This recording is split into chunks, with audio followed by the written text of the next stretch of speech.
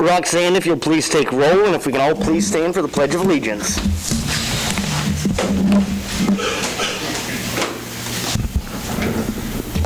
Pledge allegiance to the flag of the United States of America and to the republic for which it stands, one nation, under God, indivisible, with liberty and justice for all.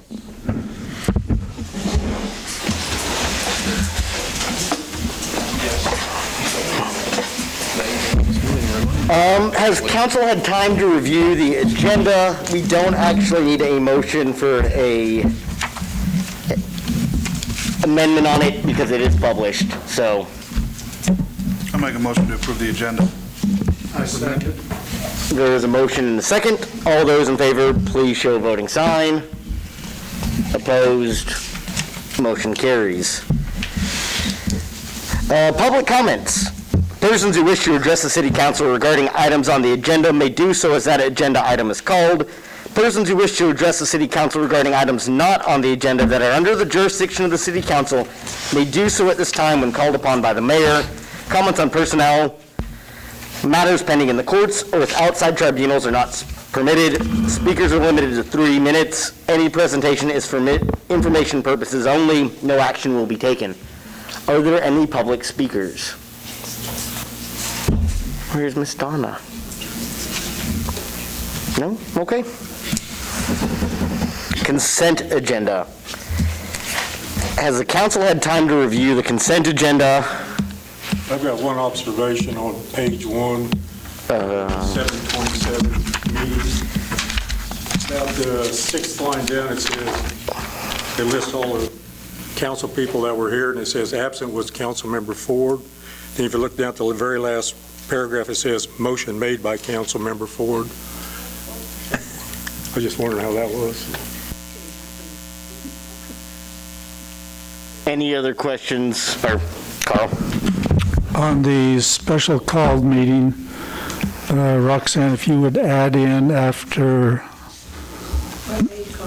pardon? I already fixed it, yes. Yeah, I just called to let you know, but on the, under executive session A, there's the who made the motion and the second, but not what the vote was, so she was going to add that in. Is council okay with those 2 amendments? We'll do it by consent without objection. Okay. Any other questions about the consent agenda? Can I get a motion to approve the consent agenda? Make a motion we approve the consent agenda as amended. Second. All those in favor, please show a voting sign. Opposed? Motion passes. New business. Bug infestation. Corey, Greg, are you? There you are. I'll let Greg actually take this. He met with the pest control people at the location again today, and I believe the owner, Mr. Kerr, is here as well. What I can report to the council is that on the 30th, I went to this property along with All-in-One Pest Control. Did an inspection in there, saw a lot of dead cockroaches. They were in the process of spraying it again. Last weekend, they went into, there's a house next to the alley. They went in there and set off bombs because that person had moved out. With the bombs that they put off in there, you can't go in for 48 hours. Went back again today to see both houses, and they were spraying again their regular spray, and a lot less cockroaches. All the dead ones had been cleaned up and gone. There are still some there. Mr. Markey did inform me that they have all intent of coming back every 2 weeks and staying on top of this, and cockroaches are hard to kill. I think in the report that he gave the council, those are German cockroaches. If I remember what he explained to me, it takes 30 days for a German cockroach to get to maturity, then it can lay eggs. When they lay a sack of eggs, when it's sprayed, it kills the cockroaches, but it doesn't do anything to the eggs inside the sack. The sack can hold 30 to 50 cockroaches. So you have to stay on top of it for a while until you take care of the problem. So, I can report that I was there today. Tremendous improvement, but Is it completely taken care of? No, not yet, but they're getting there. You said Mr. Kerr was here. Yes. That's a Would you like to speak or say anything? And then Bill, would you like to say anything on this? We'll get that in a second. I just came to apologize to the council and to the neighbors. I wasn't being good on staying up with it. I had a tenant in apartment 4. He's an older gentleman, has mental health issues. I thought the apartment was getting sprayed. He told me it was getting sprayed, and me and Jared weren't in good communication. I do get it sprayed every 2 months. On a regular basis. I think he put that in his paper, but now it's going to be every month. And we did, instead of notifying the tenants and making sure that they were, in charge of opening their doors for the pest control, we're physically going to have the keys to open the apartments, which I don't know if it's legal, but that's what we're going to have to do.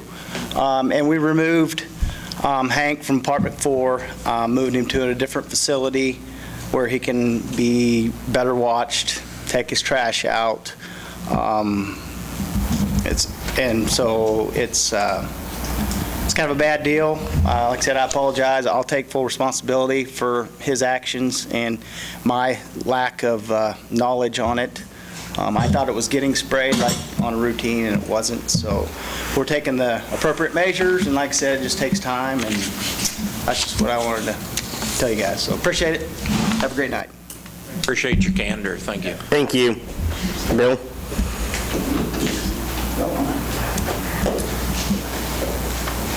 Well, I appreciate the apology and the point being made that it's going to be sprayed and taken care of now.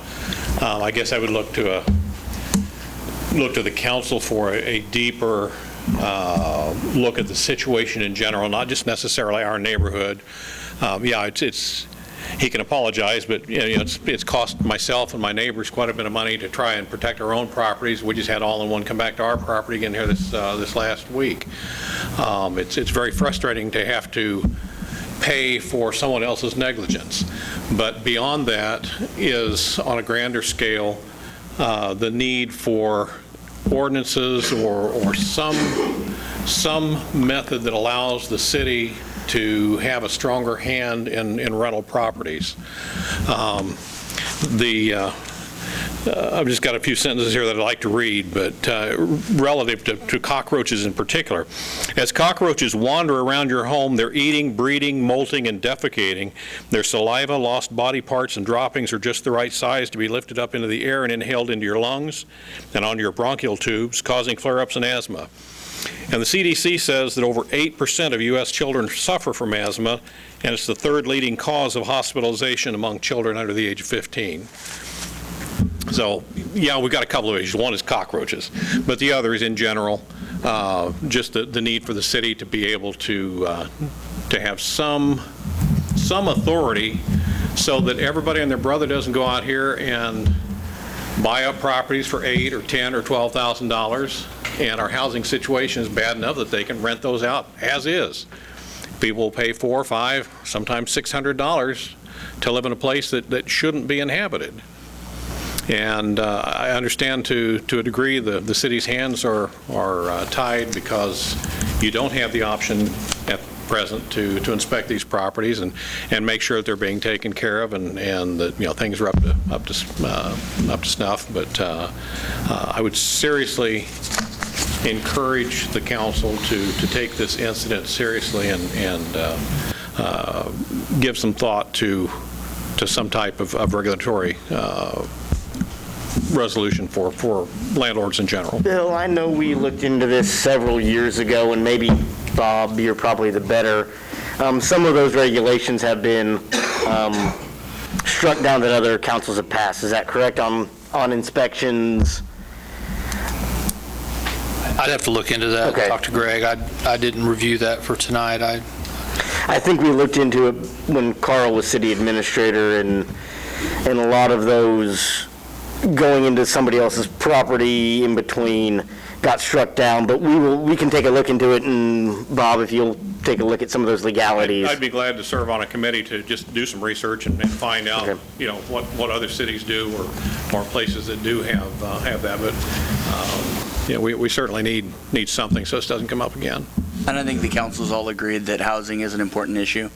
I think that the availability of newer or possible renovations to homes and things like that is a priority.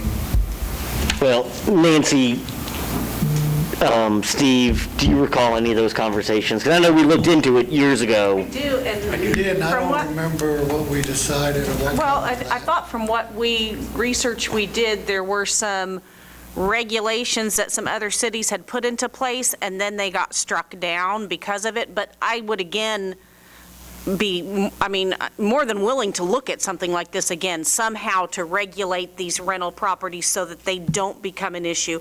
Because you're right, that's not fair to the property owners around that have had to spend so much money out of their own pockets due to a problem brought on by a rental property. And I think also the other tenants of that facility, I know there have been children who've lived there, and, even though you come in and spray and get rid of the bugs, if in fact that happens, you've still got dead bugs and casings in the walls, we're talking thousands of cockroaches.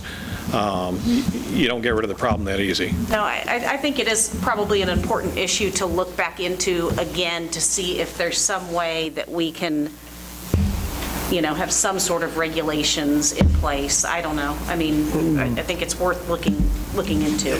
Council, Carl, I see you may be chomping at the bit here. Well, a lot of larger cities have rental management requirements. Every rental property has to be registered. They pay a monthly fee, and they have a code person specially assigned to review annual requirements, whatever they impose. But it is quite a significant step to implement those. It's tough for people who have rental properties. Something we could look into if we wanted to. Just as an example, this property owner, I believe, owns over 20 other properties. And if you look at them, a lot of them are in the $10,000, $15,000, $20,000 range. So I don't think it's asking too much for them to agree to allow the city to have some input there. If you can buy something for $10,000 and start making $500 a month off it, there needs to be something there to kind of equalize things a little bit and make sure it's being handled properly. Bob, will you look into the legalities of? Sure, I'll do it. And then what other cities have done? I'll get a memo to Corey, and he can circulate it to council. Okay, thank you. On behalf of myself and my neighbors, I thank the council, and again, I'm willing to serve in any way I can to help with this. Thank you. Thank you. Thank you, Bill. Utility bills. Corey? Mayor and council members, at your previous meeting, Jason Barnett purchased the house at 2821 Dodge Drive and was questioning the ordinance with concern of the responsibility to pay the back utility bills after purchasing the property at a bank foreclosure. You asked us to have City Attorney Johnson at the next meeting to discuss that. I included the ordinance as well in your packet. I think it's pretty clear in our ordinance under Section 2 that we've got the ability to do that, and it's been backed up for that. I guess my recommendation is we proceed with that. If you guys want us to follow a little different procedure when a sheriff's sale comes up, trying to get that word out that there could be potentially back utilities, that's a different thing. But Bob, I'll let Bob weigh in on it. As I understand this situation, it involves a bank foreclosure. There's several ways that houses come up for sale at a sheriff's sale. Sometimes you have a county tax foreclosure or a tax sale when somebody hasn't paid their taxes. Those are different. As I understand this situation, this is a bank that wasn't paid, so they filed a foreclosure. Presumably, the owner didn't fight it or they lost. And to get their money, they sell that property at a tax sale, or not a tax sale, a sheriff's sale, or a foreclosure sale. When somebody goes to those sales and buys property, It's kind of buyer beware. You're just getting a sheriff's deed. You do have some obligation to do your own due diligence. You're not getting a warranty deed. Like if Corey was to sell me his house, he would give me a warranty deed. He's warranting that title's proper. A bank foreclosure is different. Doesn't mean you don't get title to it, but there's no warranty of title generally. You all have a resolution or an ordinance in place that specifically addresses this. I think it's been in place since 1992, maybe. We've dealt with this numerous times, and 91. We've dealt with this several times in the last year or two, and uniformly the city has taken the position that that's our rules and they need to be paid. We've had some very unique situations come up on different levels that involve this that are different than this situation. We had one where there was a rent-to-own type situation. It really wasn't the same, and we've had some county tax sale issues, which are a little different. Not a lot, but from a legal standpoint, if you don't want to enforce your ordinance or your rules on this one, be prepared down the road, because you're going to be setting a precedent of sorts in doing that. I think it's indicative on people when they buy a piece of property at some sort of foreclosure sale, but they have to do some due diligence, and they probably could have called Roxanne and she would have told them there's utilities due. So that's your ordinance, it's your law, it's your rule, it's been upheld. Many cities have them. And you would state that as far as the Attorney General and precedent states, this is a valid legal ordinance that's been upheld several times since 91. Yeah, there's no question with the legality of your ordinance. It's there to make sure that somebody can't move a piece of property and the city gets stuck with a big utility bill. As a general rule, there's exceptions like everything, but I have no problem recommending you follow your own ordinance. Carl's dealt with it when he was city administrator. I did get an email that I will share. I sent it on to one or two. Mr. Barnett's basic point is that this is not his debt. That's kind of the argument here. And I felt I would share he apologized for not being here tonight, that he had something come up with his rental, but I did tell him I would share that feeling or sentiment that this is not a debt he personally incurred. I'll turn it over to the council for discussion. Can I ask a question? Mm-hmm. So my take is the crux of the issue is he doesn't feel like it's his debt, and not being versed in the legalities, is it fair to say that we're not holding him responsible for the debt as much as we're refusing to turn on utilities until the debt is paid? I think you could kind of compare it to taxes. If you were to receive a deed on a house and there were 2 years of taxes owing, you have to pay those taxes. The city has the ordinance in place, and yeah, you're exactly right. That's the crux of it. And they aren't his utilities, but they run with the house, and that's the rule the city has imposed since 1991. So if he wants the utilities on, he pays it. If he wants to go back to the people he got it from and try to get them to pay it, that would be something. The city's not trying to hold him responsible for it. We're just not going to turn on utilities until they are paid. And most of the time that gets figured out. The problem, as I understand it in this case, the bank's not going to pay him. They foreclosed because somebody didn't pay them. And they probably did a short sale. I have no idea. But very rarely do those houses bring as much as owing. So, yeah, most of the time, if John's selling you a house and you figure this out, you go tell John and he pays the utilities so you can get them turned on. It's not going to happen in this case. I do know that we are looking into other ways of reporting this, maybe every 6 months or so. Is that correct? I don't know that we can report this. No, but in the future for other tax sales. Well, yeah, tax sales are a little different, but the foreclosures, we can visit with the sheriff and see if he can give us some word ahead that he's going to have that sale, so we can, have him make a statement over there, if he will, about past utility bills. When they do a foreclosure sale like that, is there something in the newspaper? Don't they put some sort of notice? And if that's the case, couldn't we request that something be added to that notice, that there is a possibility that there are unpaid utilities that will have to be paid by the buyer in order to have those utilities turned on? I don't think that this is any of our problem. This is a business decision that this gentleman made as a rental property, and he didn't do his research on it.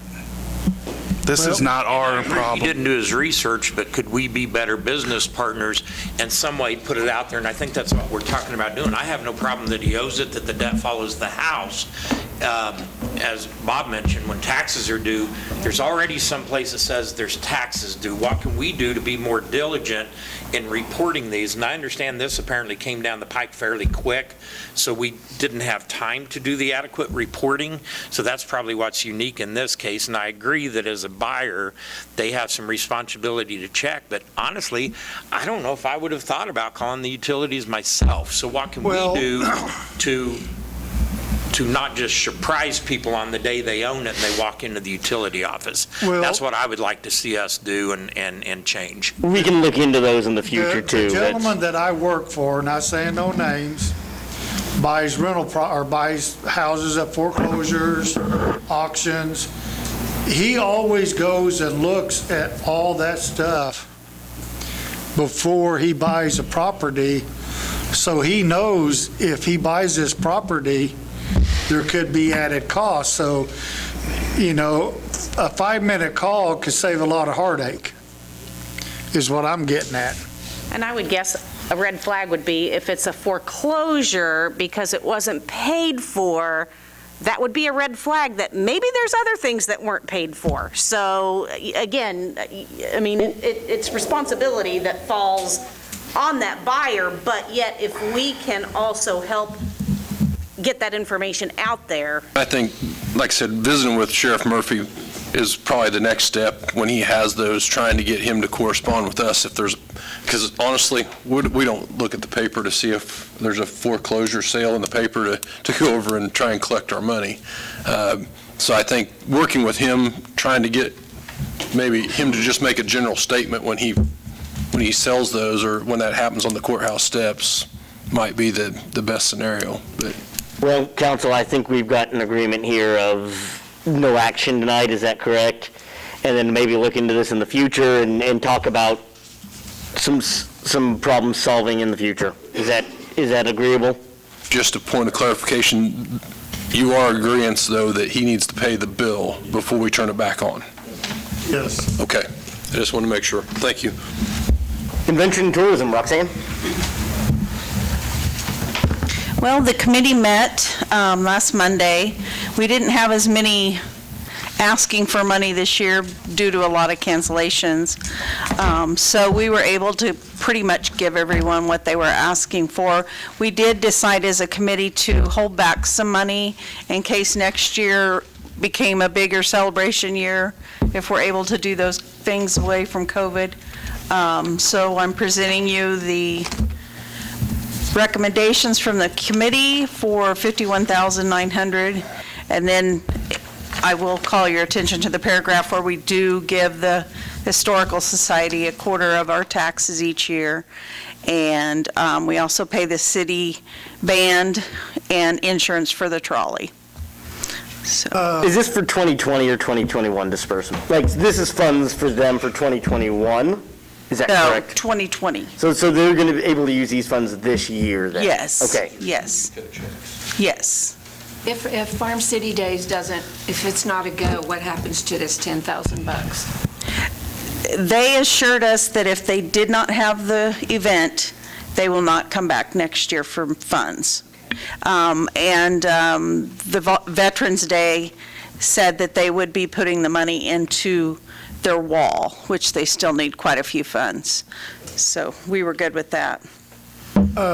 Roxanne, you and Corey might be able to answer this, but wasn't we going to take, when the honor flight gentleman was here, and we made the agreement to pledge so much money a year to them, wasn't we going to take this out of this fund? We pledged I so thought it was much out a of- year or just a I one-time? thought it was out of a different fund. It was out of your discretionary funds, out of the city council, Gene, is where we take that funds from. It was $1,000 if I remember Yeah, right. well, I can't remember if we was taking it out of this fund or what fund we was taking it out of. Yes, was the councils. I think the wording, I'd have to check, Gene, but I think the wording was is that we would match what the county is doing annually, I think, if I remember correctly. I can look at that and send you guys an email, but I'm pretty certain that was the discussion at the time. Okay, I just couldn't remember which fund, if it was coming out of this one or what. That's the reason why I asked. I remember. You just need this as a recommendation, not a motion. We'll need a motion, yes. I would make a motion that we approve the distribution of funds as recommended by the Convention and Tourism Committee. Second. There's a motion and a second. All those in favor, please show a voting sign. Opposed? Motion passes. Item D, Evergy termination. All right, Mayor and Council, this is enclosed in your packet for consideration as a letter of termination for a memo of understanding with, actually it was with Westar back in August of 2018. That was, if you remember right, that was the start of the discussions on the solar project with Evergy, then Westar. This is basically just the first step if we move forward with the solar in the future. Scott and I and Mike have talked on this, and this has no effect on anything else or ties us to anything with the solar other than just terminating our agreement or understanding with Westar to move forward with that. So staff This basically says that we are no longer in solitary Right. talks with them one-on-one. Is that correct? Right. And Scott just wanted us to bring this forward before we went into the discussion or even presented anything on the solar. So, and I don't, Mike, do you have anything? Is that the gist of it?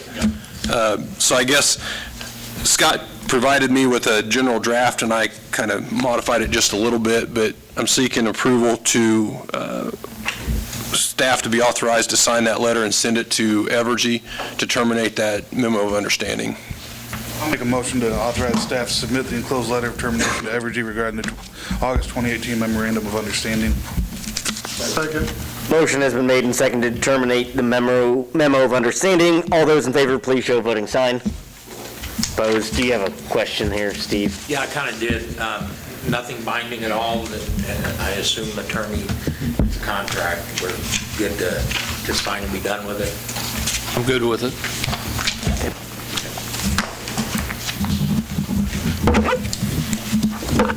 Well, unfinished business, the elephant in the room.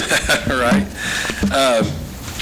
Mayor and Council, at your previous meeting, I presented a contract with Cardiograph for consideration to move from SIMS, which is part of Cardiograph, to an OMS software. I'm not sure what that acronym stands for, but OMS is another branch of software that SIMS/Cardiograph has. Since implementing the SIMS program in November, I believe it was November of 18, we've encountered a lot of issues trying to get that thing up and running. The training wasn't as good as what it should have been. Therefore, the guys struggled with the implementation and really using that software. I pushed that for quite a little while, trying to get us to use it, and the more we tried, the more difficult it was, and it obviously didn't have what I thought we were going to get, and I know Sid thought with the asset management or the vehicle part of it, to be able to show you guys how we were replacing it and the amortization of a vehicle.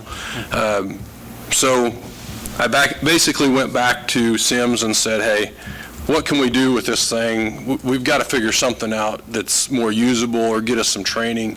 That's when we started talking to Cardiograph, their side of it, and they pitched us that OMS software, which is by far leaps and bounds better than what SIMS is. Is it perfect? Probably not. But I do think it's probably the step in the direction we need if council wants us to do work order management and asset management in the future. The other key to that is we're tied into a 3-year contract right now that doesn't expire till November of next year. So we're tied with using SIMS until November of 2021. And that was the whole thought process behind that. Myself, as well as the department heads, and I asked them to bring their key staff in that might be more, interested in the technology side of it. We sat through a presentation, and that's where I came up with the determination, as well as I thought I had the buy-in of the department heads. I obviously don't, to move forward with that. I don't see that there's a lot of other option. And I did, as you guys directed, we brought them back for this meeting to discuss what they see in it and get your take. I can tell you that I visited with the city of Ottawa this morning with their public works director. They have been with SIMS just a little bit longer than the city of Iola have had the same issues. And they were trying to use it, but they've run into the same issues, and I think theirs actually runs out this year.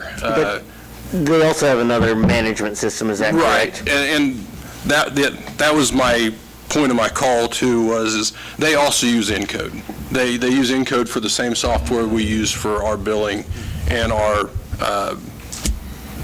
collection side.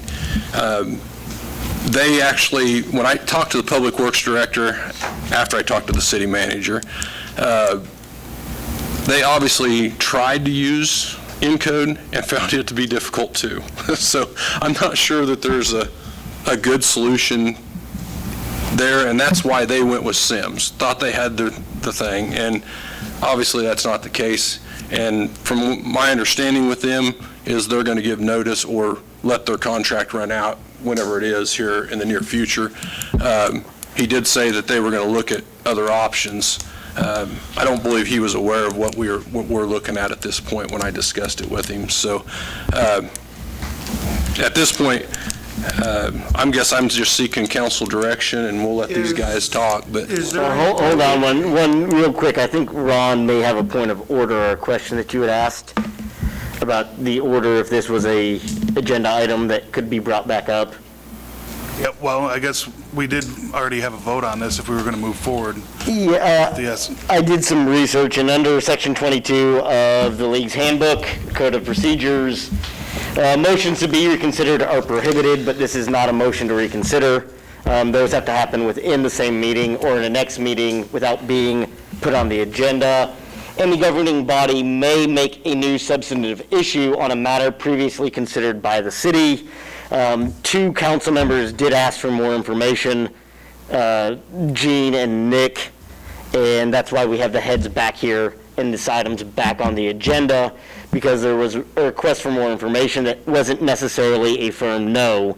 It was no for that day. Is that correct from you two? Yes. Okay. So I will rule this item in order. It was a no for that day until I hear more from my department. So you asked for more information? Right, I asked for more information, Carl? and I have a question for Corey after Carl. Well, I've got a question for Corey and perhaps the staff, and I understand, Mitch, you've got some stuff you wanted to share with us, but is the reservation on this issue whether we want to collect data management, I mean, have a better system, or is the reservation that this particular program is bad and doesn't suit our needs? I guess from my perspective, Carl, when Sid presented this, the council endorsed it, wanting us to use it. Now, granted, it wasn't a unanimous vote. I see Nancy shaking her head. Some input from the department. They had input. But that's going to be my next question, and I'm going to ask for a show of hands from the department heads. Who was in the meeting that picked SEMS to recommend to the council? But it was recommended to the council from that way. Is this, I think we should just hear from each department head. I think that's going to be the easiest way to do it. Yeah, let me ask my question first to Corey and Bob. Is there any way that we can terminate our contract with them since we're not getting the product that we're paying the money for? Is my big question. I think that, I don't know. Bob can review the contract, but I didn't know that was something that we would be dealing with tonight. I can review the contract. If they're not performing their obligation, then it becomes an issue on performance on one side. If you're paying and not getting what you're paying for, that's probably a lot more involved than just that issue. Out or whatever. I mean, What's that? carry out the contract. I mean, I just want to know for informational purposes. If we Based can, on the counsel. presentation I heard at the last meeting, that was the very question I asked was, did we get sold a bill of good believing that it would perform to this, and now we have to buy a product from a company they're merging with in order for their product to work? function, right. So that was a question I did ask 2 years ago, if this was a contract violation. I will be point blank with you. I don't think we gave it a chance. And I'll be honest, I don't think that the vehicle side of it was what we thought we were getting. The asset management, it will work. In my mind, it's like using Encode. It's so hard to maneuver that But if we it's already not have easy. Encode, which is hard to maneuver, why would we pay money for another program that's hard to maneuver? If we're going to have to figure out a program that's hard to maneuver, let's use the one we've already got. If it's already cumbersome, why would we make it? But here's the thing, we've had Encode for decades or more, and we haven't used Encode either, is that correct? That's why we moved to this new system, But has because the- Encode wasn't being used. Okay, I use it. think Mitch has a presentation. Go ahead. Listen to it. I will ask a quick question, though. How many of the heads contacted council members before this meeting? No show of hands to admit. He was not supposed to. No, you're perfectly fine. I'm just wondering, Let me get, and I'm asking for my own information why I wasn't contacted. when does the extends end with us? November of 2021. So out of all 9 or 15 of you gentlemen in here, not a one of you who was contacting council members felt the need to contact me about the problems with this system. Is that correct? But you felt the need to contact multiple council members. Is that correct? I don't think that we need to be sitting here yelling at our department heads. That's, I thought you wanted more management.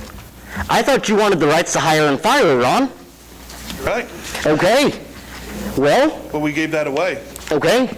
But that's probably. But something I'm we just should asking why I was not contacted and who was contacted. So council members, who was contacted by a head of a department? Gloria should have gotten.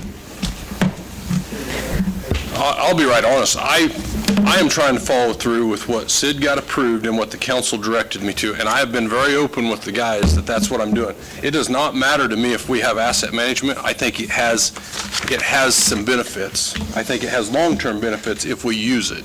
John, I think you got the email that we all sent out, that we signed, along with all. And I called several of you after that. Is that correct? I never heard from you. I never heard. I have talked to several of you about this issue, and I've never heard back after that. You've never called me on that. I I have don't know that called, this is really the place to do this. I don't think. let's hear your this. presentation. Well, this has started off on the wrong foot, but we was under the understanding that everybody was wanting a fleet management program for starters. That's how we took it. So what we put together was what Dan Leslie's been using for well over 20 years. And you can buy the deluxe package for $9.95, one-time shop, and be done with it. And it's got a report I put in there for the street sweeper, what it could generate and what it does generate. Now, I did not generate this report, so I can't tell you all the numbers on this thing, but Dan's up here. But I guess I can do a little history on this. Back in about 96, 98, we got a small computer program called OmniFleet. Pretty basic. Of course, we was pretty basic on computers back then, too. Kept that program. We mainly used it to keep track for our own benefit for oil services and parts. Then I had a computer crash, and in 13, we upgraded to this Fleet Maintenance Pro 12.0. I've been using that program since then. That's part of this report. What you see in this price sheet is the newest version. I think it's 14.0. We have the Deluxe model, which allows a lot more reports than we generate. We mainly keep it in my department, like I say, to keep track of oil service and some part numbers such as that. We can generate a printout like you had when we replaced the street sweeper. And the pricing on that, if you go back into the appropriations and try to find key equipment's price on that, you will not find it, because these prices have our labor. If we put the parts on, the program allows us to input any labor, parts, whatever, on that sheet. Keeps a running total. We can keep track of fuel. We really don't keep track of employee hours on the machine. You could, we don't. That's kind of, that one sheet is a breakdown from 1/1/14 to 12/31/19. That's what we used when we come to you to replace that street sweeper. Like I say, now they have a newer version. A single user is just under $1,000 for one computer. You can buy a networking called the shop version, but I don't see that would be useful to us, mainly because we're all out in different areas. But a guy can use this as a one-time fee. There is no yearly fee on this Deluxe model. Like I say, I've been using the same one for the last 6 years. I haven't paid a penny other than the day I bought it. Correct me if I'm wrong, we had some issues on replacing this new street sweeper that we lost a bunch of data because the computer broke down. Is that correct? That we couldn't go back more than 5 years? 13 is when we had a computer crash. Right. And since then, we now have an external hard drive and all that. So I have it there, and I also have it on my computer, yes. What does this do with work order? Does this do anything with work order? 25 years, and I've never had a work order in my life. Do we need one? I can't answer that question. I've never worked with them. Well, You'll have to talk to these gentlemen who have work orders off Encode. I don't. Alls I can talk to you about the equipment side. And I will tell you up front, I have never talked to councilmen. None of you. 6 pages back, I know that. work order that Encode generates now. And we've been using it probably the majority of my career at the city, which is 30 years. Which page you talking about, Mitch? Just the work order system, the work order form that we've always had. It's this 6 pages back. Yes, highlighted, excuse me. Service highlighted. order, Okay. the service order. Yes, service order, work order, service order. That's what we get generated for Encode, and it can be sent to our office through email, or a lot of times I just have them printed up and they're laying in the box that we pick up. We've had a work order system for, like I say, for well over 30 years at the city that we've been using. We was never asked what we was using, we was never asked what we was tracking. We just went down the road all of a sudden that this is what he said the council was directing him to do. And behind that, you'll see on Encode. All the work orders are backed up on Encode. Then behind that, you'll see a water and a gas card. That's basically, I just picked a couple houses out of city employees, which shows the water meter at their facility, or property, and gas meter. And when we fill out our meter change slips, we send the copy up to Pam. So all meters, all work orders are backed up on Encode as of today and have been for 30 probably years. And any collection.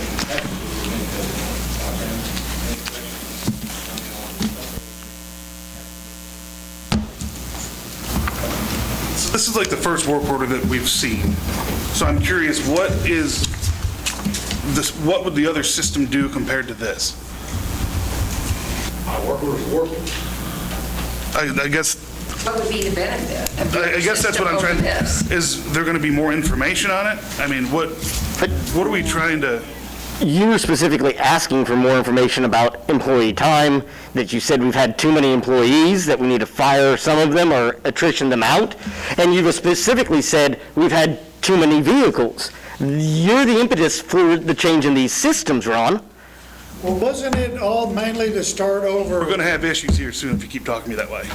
Wasn't it mainly over this deal like Dan has to keep track? And Dan, I appreciate this spreadsheet that you provided on the street sweeper. Yes, thank you. Because, I mean, it shows from, how much money we spent on it before we bought it. Because if I remember right, when we talked about buying the new street sweeper, there was a lot of, not uproar, but a lot of concern about spending that much money to buy a street sweeper. But I think if we would have seen something like this now, that we got in our hands now back then, it would have made a difference. And I think that when we get ready to purchase a new vehicle, if we see something like this, if Toby comes and says his truck is nickel diamond me to death, we got to take his word for it. I'm going to take his word because I trust my department heads. But now if we can see something like this, that's showing over the last 4 or 5 years, that truck's cost me $20,000 on repairs, would make it easier. And I think where all of this situation come from was we was not seeing records like this, and some people were questioning if the vehicles were being bought too often, if the vehicles were being bought that did not need to be replaced. But now, and I appreciate this information here, guys, when we go to make a vehicle purchase, if we can see this, will make one hell of a big difference to how everybody feels. And I think that's what you was asking originally, Ron, wasn't it? When we started talking about the work order system, we had started talking about vehicles. And that was supposed to be one of the big parts of this vehicle, or of the system itself, is that we could track the vehicles and we could see what kind of routine maintenance was needed to be done or how much money we were spending on it. So we got this system and we couldn't even do that. But it sounds like it's already being done. Exactly. Well, from what I recall, number one, just refresh here, a lot of this is new to me on the council because this was done before I came, Sims was. So I've had to get educated and figure out what I can, where I can with what I've been hearing at the meetings since. That's my first point I want to make. My second point is, I don't think it's my position to sit here and micromanage, but it's nice to have information. And from what I recall on the street sweeper, I keep hearing that we can't track individual vehicles to know whether or not it's time to replace it. And from what I recall, we didn't just jump into agreeing to buy a street sweeper. We said, is there data? And then data came before us, before we voted, because if I recall, you asked for that and a report was given. But we didn't see a detailed report like this. We did. I think we've seen the same When we one. asked for it again, we saw a detailed report, and I think Ron was the one that was skeptical about moving forward, but said, is it really time to replace it? So what I recall was, I want more data. I want to know that it's time to replace a street sweeper. And the next thing I know, this document comes to us, but I've been hearing bits and pieces at meetings that we have no way to track this. But I recall a meeting where information was brought to us, a detailed report. So that's not being here before during the SID days and what SID supposedly want and all that. It is confusing just sitting here as the new council member not fully understanding what is and isn't. We're hearing definite two different sides of the story. Well, Carl, I hold would on. say- Carl's been Okay. chomping at the bit here. Carl. All right, I've got a proposal here. I don't think, well, first off, I don't know anything about the SIMS program or Cartograph. I looked up some information today to see if I could figure out what their product includes, but, based on what I know and what I see from the department heads and the records they collect, they each have their own individual way of keeping track of assets, work orders, what water lines look like, what sewer lines look like, how many utility poles we have. The whole idea behind an asset management system is to integrate all of these different programs into one. And this is a pretty complicated setup. It's just like Encode. I mean, it takes a long time to get comfortable with it, and it's a lot of work. And I think we ought to just,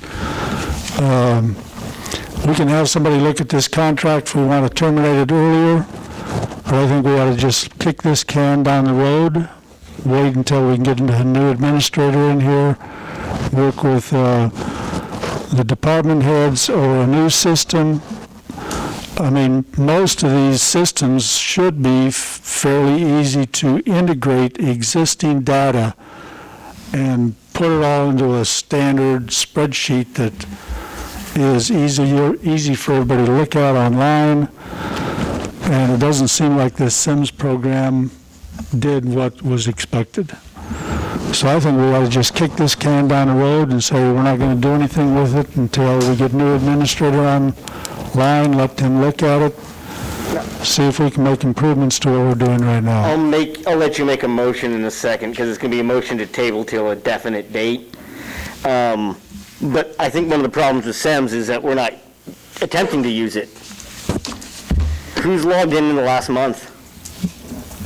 I was logged in probably a week ago. Okay.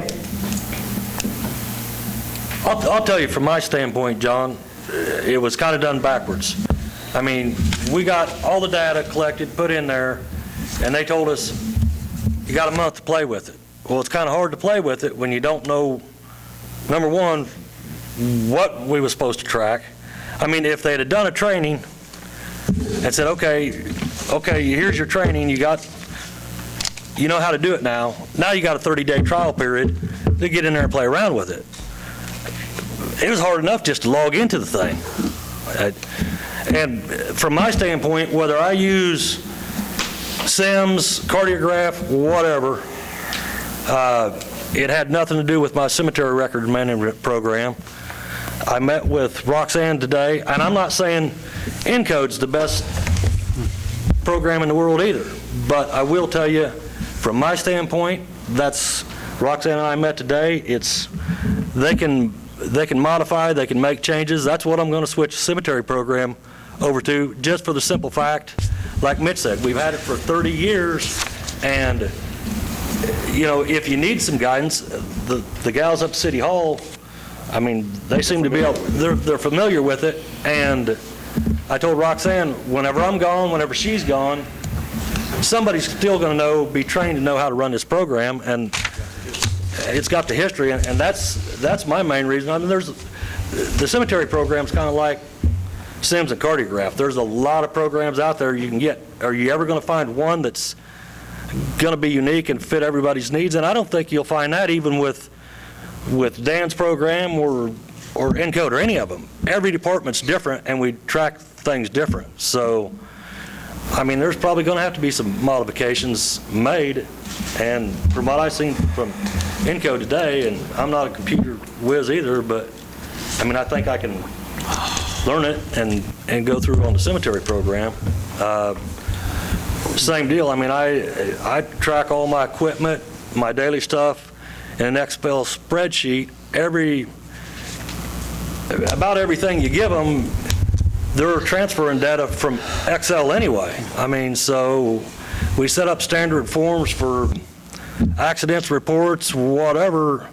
I mean, evaluation, I mean, if that's the case, if there's a standard way you want everybody to track it in Excel and save it on the cloud. I mean, I don't know what the answer is, because I'm like everybody else. I'm not too sure I knew the direction of what was really wanting to track, other than fleet. Carl, do you got a motion to suspend this? I would say it tabled indefinitely until we get a administrator. Can we ask Bob to maybe get some numbers about how we could get out of it? Sure. Okay. I would just like to, just for the record, I was never in favor of spending the money on this anyway. I knew things were being tracked. I knew you had access to Encode. So just for the record, I didn't want to spend that money from the get-go, and it seems like it's been a huge waste of money. Type deal like that program, If we'd only use that, then you could see a uniform. And I think that's what the councils really want to see is, It's a lot cheaper than. yeah, something uniform. Annual fees too. Now, Just who's, some way somebody, we can have it centrally located where, you know, we can get the information from it. Because right now, we're not getting the information. Well, it'd be that, Like if it's in the cloud. It'd be to everybody's computer.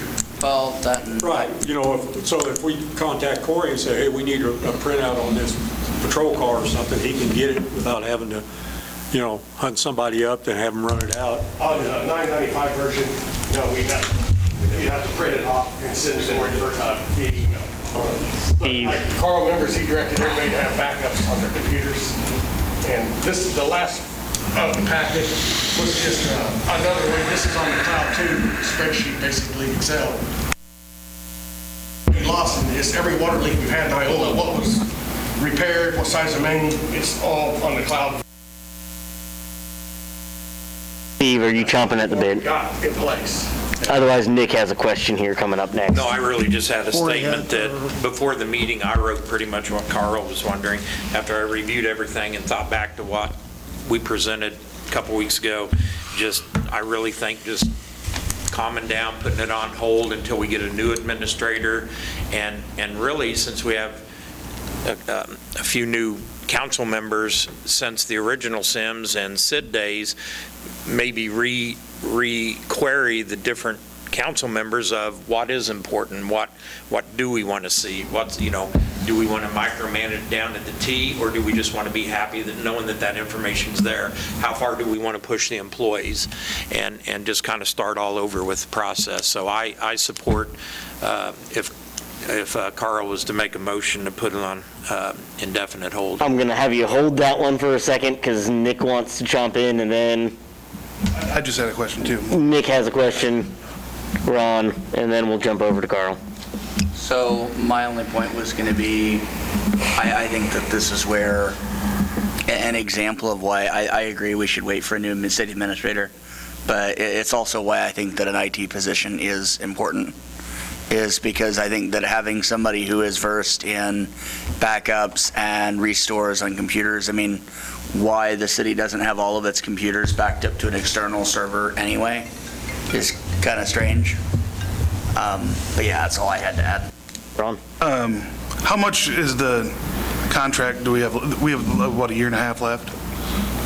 We have 1 year that we wouldn't have paid. It'd been around $13,000, somewhere in that ballpark, Ron. So that's about how much we still have to pay out? Right. Yeah, I don't think we owe anything other than would be the last year on it, because we paid year 1 and 2. A new training for the old cartograph, wasn't it?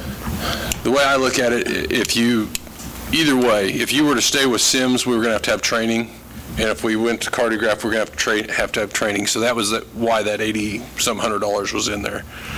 Okay. So, but pay for encode, or is that state? Oh, sure we do. We do. Pay premium for that. Corey's not a fan. I No, use it every I'm not. day. Oh. If you walk into my office, we love Encode. We think it's great, but yes, it is kind of pricey, but it's an annual software fee that if you have software, you're paying a fee. How much do we pay for that? It's about $50,000 a year. How much is it? Caps But we locks. have to use Encodes, though. Well, you don't have to. we? There's other softwares out there. No, we don't have to, but it is a good. if you plan on switching It's not that I'm against Encode. I'm against where we're at right now with the software. It's just going to be tough to switch if we, I don't know why we would switch. But don't they have a newer version of Encode that's back up? Yes, That would be, yeah. version 10, but And most of these are using Encode. like, Right. Most of them do. some, Some of them use Jayhawk, but And for yeah. the $50,000, that covers the entire city or just the department? oh, all of us, yeah. Mostly A utility lot's sides. going on in there that you don't, building permits, business license. I don't know that it's going to generate work orders. I suppose we Payroll. can for like a pothole or whatever. I know that. Well, you can generate any work order on that. Carl, I think you've got a motion here, yeah? I'm not sure what the motion is supposed to be. Table to the indefinite time. It's an indefinite time because we don't know when we're getting a city administrator, so. I make a motion, we table action on regarding use of SIMS and/or migrating to Cartograph OMS system until a new city administrator is in place and is able to educate himself and bring a proposal back to the city council. I'd second that motion. There's a motion and second to table until Can I ask a indefinite. question? Yeah. Does that mean they have to use what we have, SIMS, or they don't have to in the interim period? I think we're Well, Interim period, I'd like to see usage with Encode. Me too. I think, since you asked the question, I mean, I'm in favor of an asset management system. I think it would be great to have a system that would integrate all of these different products that each department creates. That's the goal of an asset management system. And we have insurance records that track lots of things better, I think, than we do ourselves, because we pay money to them. We have engineering programs. When they come in and they look at our water and sewer lines, they look at our assets. And we have, and it's a lot more involved than just a fleet management system. I think that's just kind of the tip of the iceberg. Right. But we do have a lot of records, don't we, Corey, of all of our water lines, sewer lines, gas lines, poles, everything. And this will, well, the other software would integrate with our GIS. And have you put any records into SIMS? Have I? I've tried. I mean, did as part of the contract, did they do any work to put any of our existing records into SIMS? Yeah, I think the work order management side works. It's just the operational aspect of it is difficult for us. It's difficult, so it's not a user-friendly system. So that's the vehicle maintenance, the vehicle side, I don't believe is what we expected. I agree.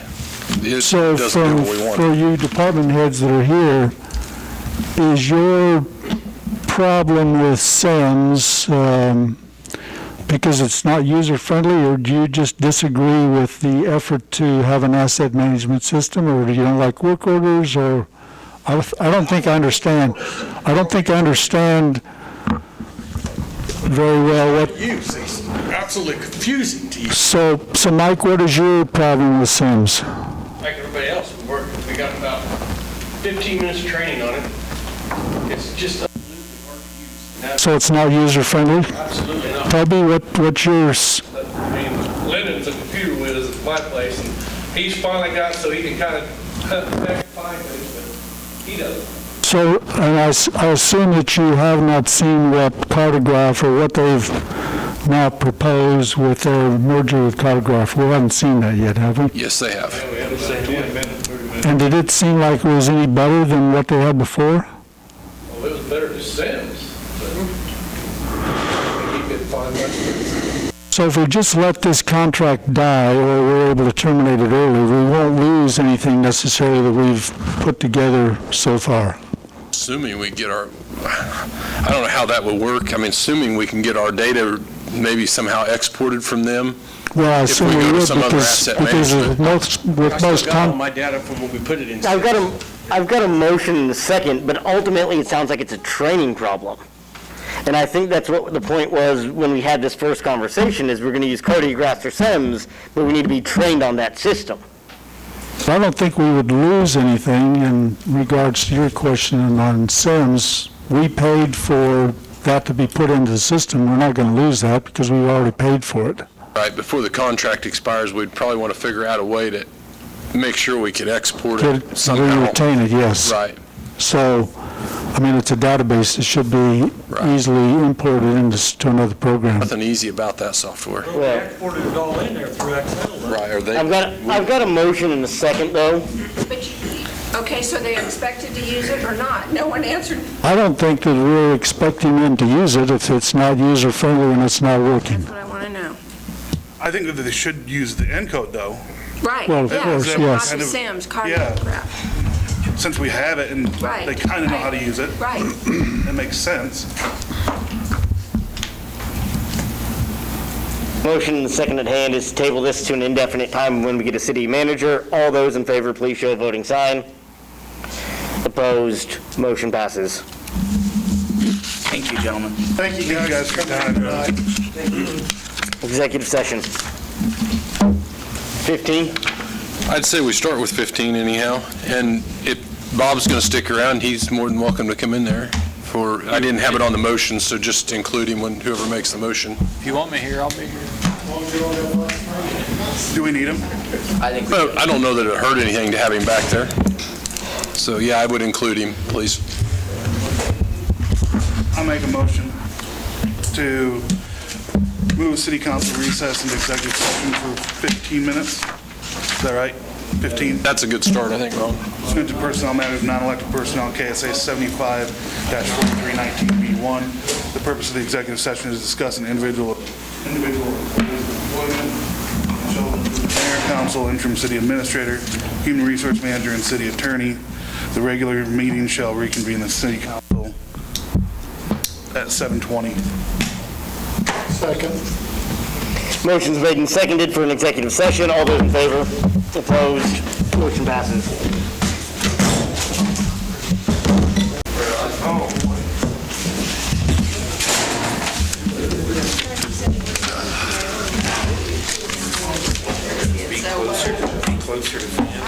Okay, I've got 8% of the meeting left. Oh, the first line. 8% of the meeting left? On the rental inspections. Yeah. Maybe we can get... We are into counselor and administrator reports. I'll call the meeting back to order. Bob, you don't need to stay if you don't want to. Ron. Thank you. It's always nice seeing you. If you ever want me here, just let me know. Counselor report, go.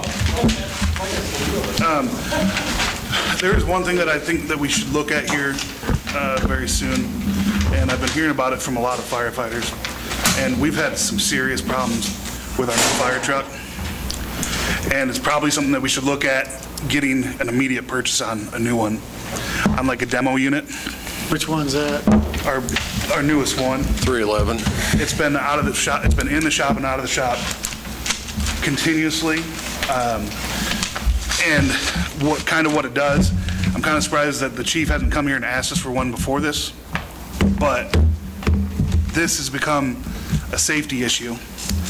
We can have people inside of a house and for no reason, and they can't figure out why, the engine will just almost shut down and go to a limp mode. You can't get hardly any water pressure out. It's going to kill somebody. We're looking into that, please. I know they have demo units they could have here in a week or two. Not so sure that wasn't a demo unit when we bought it. I think it was. No. What's that?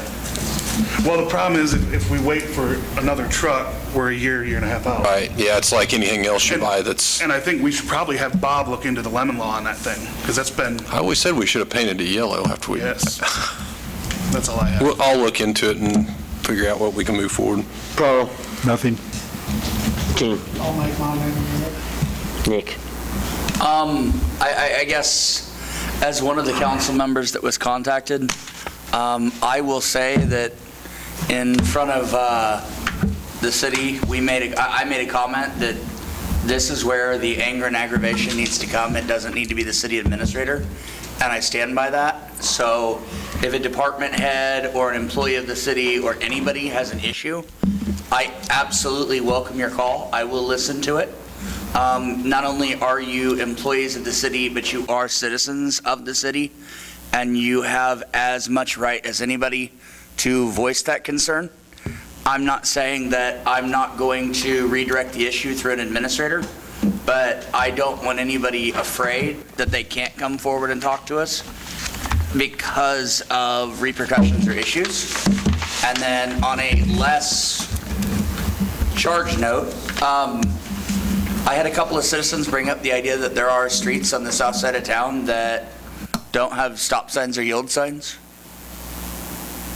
It's just kind of a four-way that's... It's automatically thought the person to the right has the right of way. It's not required to have a stop sign or yield Person on the sign. right has the right. It was brought to my attention. Right. Yeah. A lot of it's infrastructure, too. There's not a lot of traffic, so you're not going to go invest a lot in those signs. Which direction's the stop street? It's just kind of a open intersection. Yeah, always yield to your right. You got to stop for the dips anyways. Well, that was the other issue was... Yeah, that's what happens when you don't mill it properly and you just overlay after years and years and years. As for me, I do firmly believe what one council member knows, all council members should know.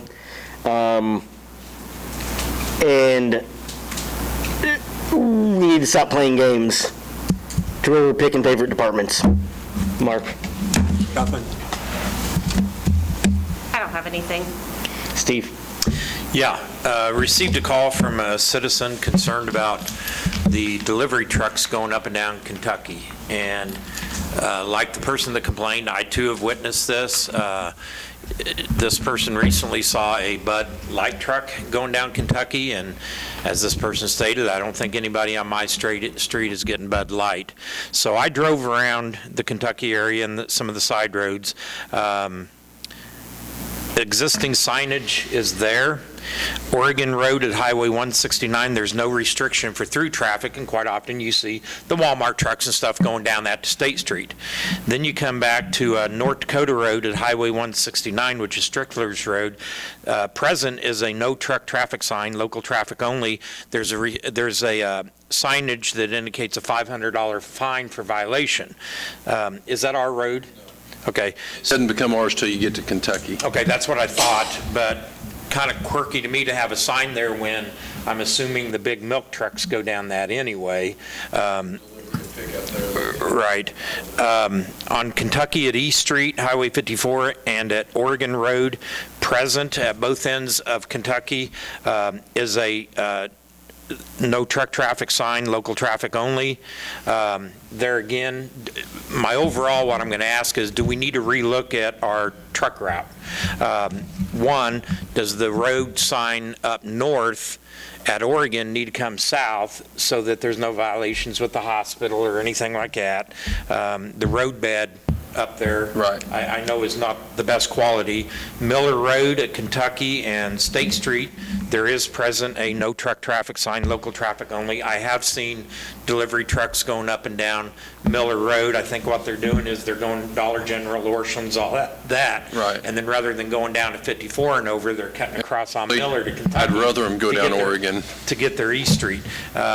On Cottonwood at Miller Road, present is a no truck traffic sign. So it appears we have good signage around. It's just being violated. So visit with Chief about it. Yeah, some of my questions is, should we look at our truck route, our current truck route? Is it adequate? Do we need to reroute? Should we post our penalty on those signs like the county did over on 169 and Strickler Road? Could we be more proactive rather than simply telling citizens we're going to beef up patrol, which we know officers have busier pressing matters? Could we do PR perhaps and send a letter to every retail in our community and have them remind their delivery trucks that, you know, we have restricted roadways for a reason, be a little more proactive with businesses that way, but then heed warning, we will start issuing citations and inform our officers that there's a reason why there's those restrictive signs on the roadways. But anyway, that was some of the questions on that is once we've done due diligence to remind people or put our penalties out there, because rebuilding Cottonwood or any of these streets is going to be quite costly for us if we don't keep those big trucks off of them. The second issue I had, and Corey, I'm of the impression you may have gone out there and taken a look at the Cedar Brook Estate. When you go down to where the private drive starts, there's water runoff into a retaining pond. Used to be part of the golf course. Oregon Road is fairly long, and from Miller Road down to the private, down Cottonwood where this private drive starts, probably about a 5-foot elevation difference. So it appears by standing there and looking, and you see water shoots out from under the sidewalks going into this water pond. A lot of the waterway to the pond has washed out, and there's a really good sized island developing in this holding pond. So, and it's probably about a 5-foot drop off down to the rocks below. Looks like anywhere from 2 foot to 4 foot wide has washed out. I mean, just an idea, I don't know if they could scoop it out more, like a longer scoop and lay some plastic and rock. I don't know if the city's responsibility, but it does appear that the majority of the wash-offs coming from Cottonwood. That's kind of a gray area because the pond was built for water storage for the senior housing when it was built. Well, It was originally, there for the golf course. originally the golf course, it was there for the golf course and basically what little street runoff there was back then. Yeah, it looks It was like- enhanced by the developer at the senior housing when they built their building for their water runoff. It also incorporated what was going there previously. And I did go up and look at it a while, gosh, it's probably been a couple months ago.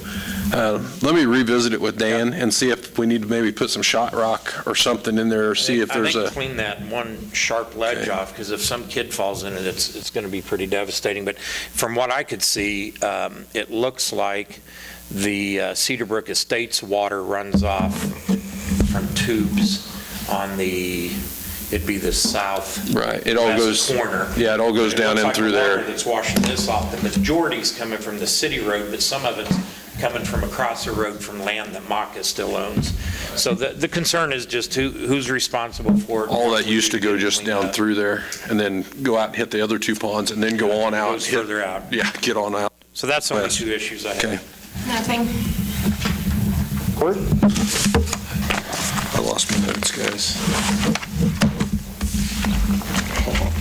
Bear with me. Only have a couple things tonight, guys. I sent an email out basically to let you guys know the pool, we are keeping it open this week. We were scheduled to close on November 9th.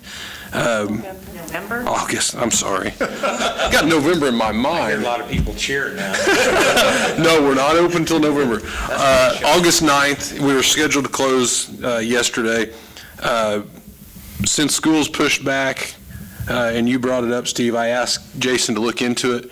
He's actually managing the pool this week because we don't have any managers. After this week, we absolutely run out of staff. So we'll keep it open this week and give the kids one more week to swim. Good. How's it been going? 35 people. I think it's went well. The first couple weeks I drove down through there, it didn't look like we barely had 35 in there at times. And then there was some times where, kids were signing up, parents were signing up a group of kids and filling up the whole group, the 35 kids at one time. So, but I think overall it went fairly well, surprisingly, based on the circumstances. This week, myself and Dan and Mitch met with the school on the project out at the elementary school, mainly to talk about haul roads. I'd requested that they stay off of Monroe and Kansas Drive over by the doctor's office, knowing that we're going to have sub-base issues. They're telling us now that, yeah, we'll haul as much as we can off of Kentucky, but they've also, based on the EPA cleanup and stuff on that east end, they say it's going to add another week to their job and a bunch of money if they can't haul out of Monroe and Kansas Drive, Kansas Drive.